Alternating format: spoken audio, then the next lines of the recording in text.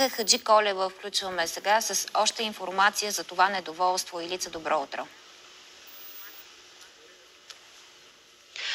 Добро утро.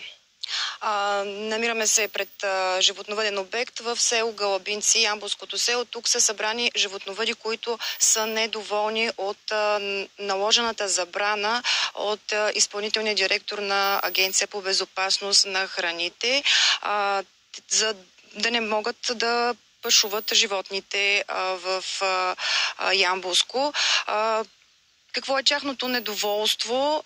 Защо те са категорични, че ще претърпят загуби? Нека да попитаме Здравейте, представете се. Здравейте, казвам се Йорданка Славова. Протестираме срещу забраната на Агенцията по безопасност за храните за пашуване на животните. Тя е от 19 октомври до края на месец ноември, което за нас е прекалено дълъг период.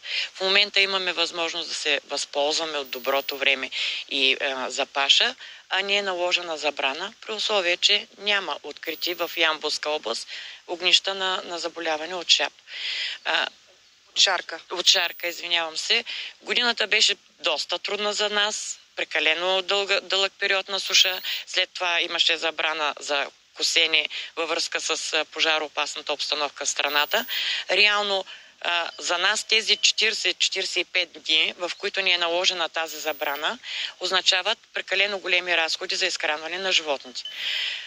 Смятам, че поне за това се молим, ако има възможност тази мярка да бъде облегчена, ако има възможност да се намали срока, предвид това, че за в момента няма. Да.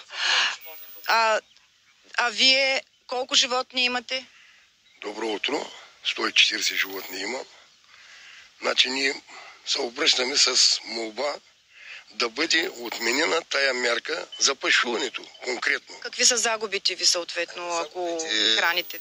Загубите са хранени всеки ден, се претърпяват загуби. Но ние имаме другото обращение, че в това хубаво слънчево време, при което ни е дала природата малко зеленка, която е полезна за нашите животни. Те в момента са бременни.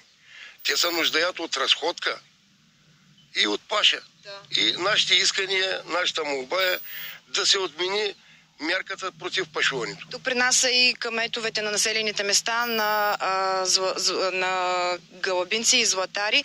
Да чуем, вие подкрепяте ли? Добро утро.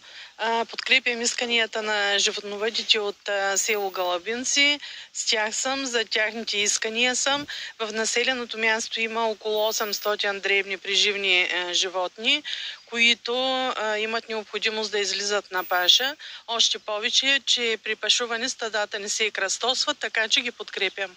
Да, вие също ги подкрепите, след като сте тук, предполагам. Добро утро от мен.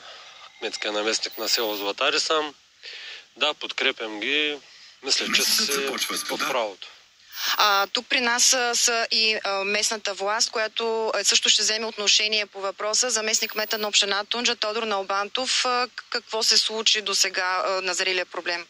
Добро утро. По инициатива на животновъдите в община Тунджа и в област Ямбол бе свикано събиране в община Тунджа, на което присъства кмета на общината, както и областният управител. Исканията и питанията на всички животновъди бяха обобщени от нас в едно писмо, което бе изпратено до областния управител и както и до изпълнителния директор на Агенцията по безопасност на храните. Ние казваме, че ще се спазват всички мерки, просто да се разреши пашуването на животните. И последен въпрос към областния управител на област Ямбол Николай Костадинов. Добро утро на зрителите на канал 1. Наистина такава среща се състоя в сградата на община Тунджа между собствениците на животновъдните обекти. Това, което коментирахме е, че те искат отмяна на забраната за пашуването или изменение на срокът, който касае пашуването.